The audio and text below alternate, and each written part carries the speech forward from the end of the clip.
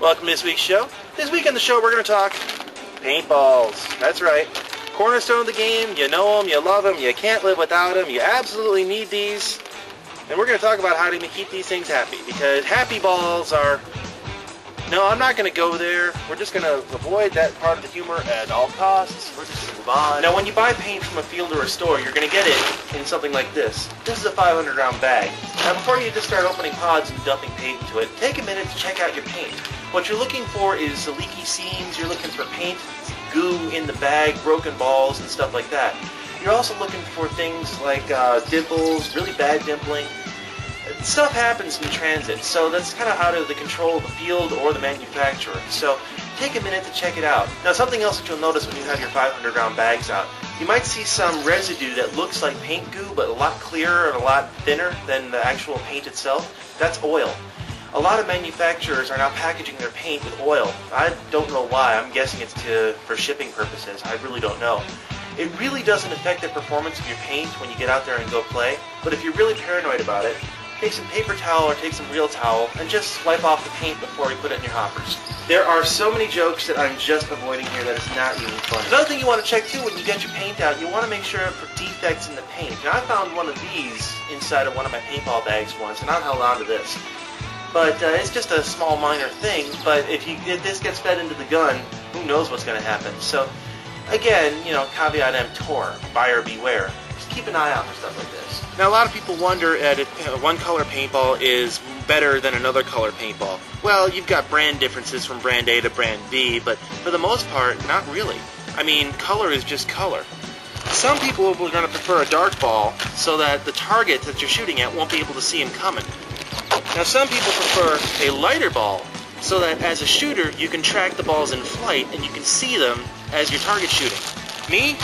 I personally like the bright balls because I'm going blind and I can't see a freaking thing anyway. Well, since we're on the topic of paint quality though, you know these cheap paintballs that you can pick up at your local S-Mart near you? Shop Smart, Shop S-Mart?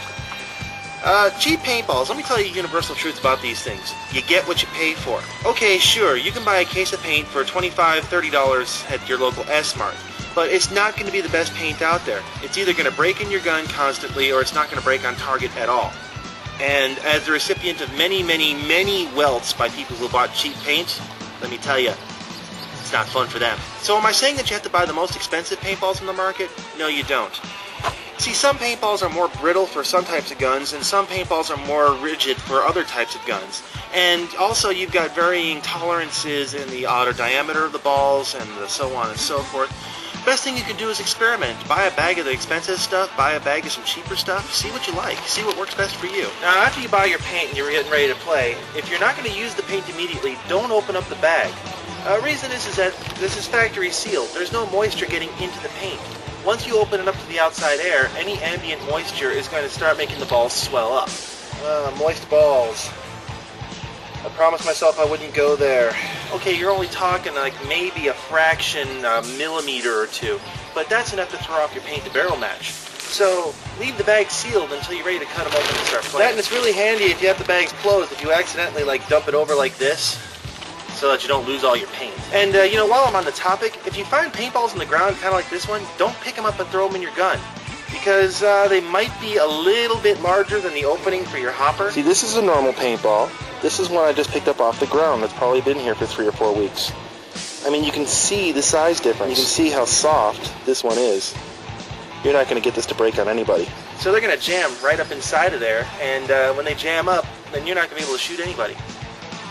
And people will laugh at you while they're shooting at you. Kind of looks like the MasterCard logo, doesn't it? Picking up paintballs you found off the ground, $0. Getting bunkered by somebody because you got paint jammed in your hopper, priceless.